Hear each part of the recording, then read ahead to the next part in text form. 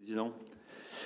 Il y a exactement 70 jours, je vous alertais sur la situation de la Régie de l'eau en vous demandant de reporter de quelques mois sa mise en œuvre afin de mieux expliquer le sens, de faire adhérer tous les salariés à une cause commune.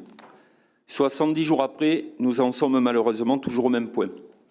Cette mise en œuvre que vous continuez à faire à marche forcée n'a qu'un seul but, communiquer sur votre capacité à mettre en place coûte que coûte. Mais en n'en pas douter, l'eau sera au prix du quoi qu'il en coûte que vous critiquez pratiquement tous les jours. Sur la gestion humaine de votre projet, je le répète, cette régie ne pourra pas se faire sans les agents de Bordeaux Métropole et je dirais même plus, sans l'ensemble des forces vives expertes de l'eau, qu'elles soient de la direction de l'eau ou de Suez.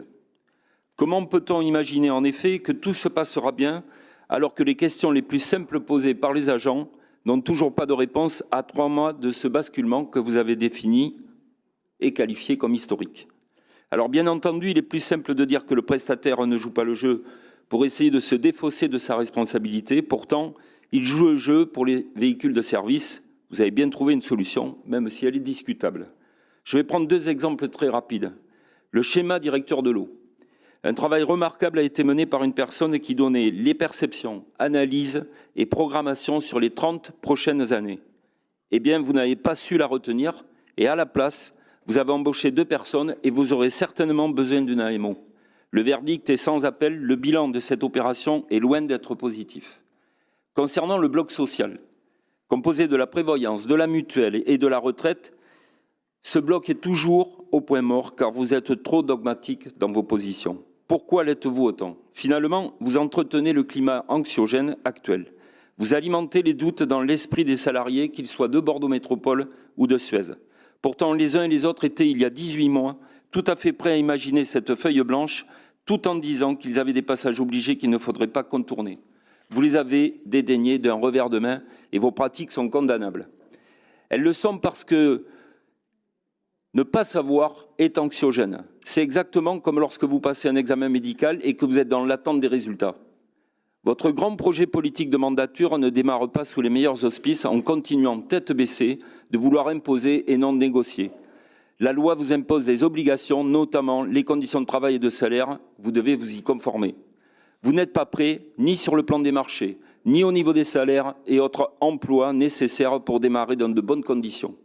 Dans ce contexte, je vous réitère ce que j'ai dit en juillet dernier, reporter la mise en œuvre au risque de vous emmêler les pinceaux, comme on dit vulgairement.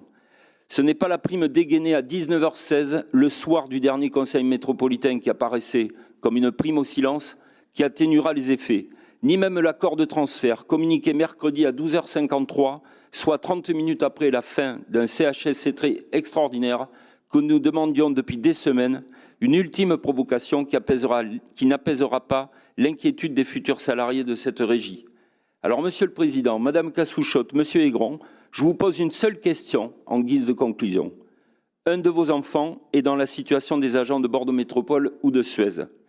Trouveriez-vous normal qu'à 3 mois de l'échéance, ils ne connaissent pas sa future situation, son salaire net?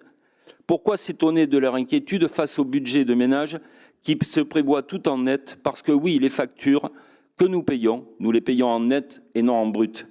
Il est inhumain dans le contexte actuel de rajouter plus de tourments. Trouveriez-vous normal qu'il ne soit pas informé des clauses sur ses cotisations de mutuelle, de retraite, de prévoyance?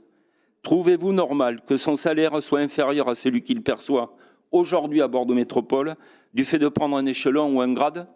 Avant que vous me répondiez, sachez que si c'était un de mes enfants, je serais totalement contre et je trouverais scandaleux de le traiter de cette manière, surtout pour des responsables de gauche prétendant défendre les acquis sociaux.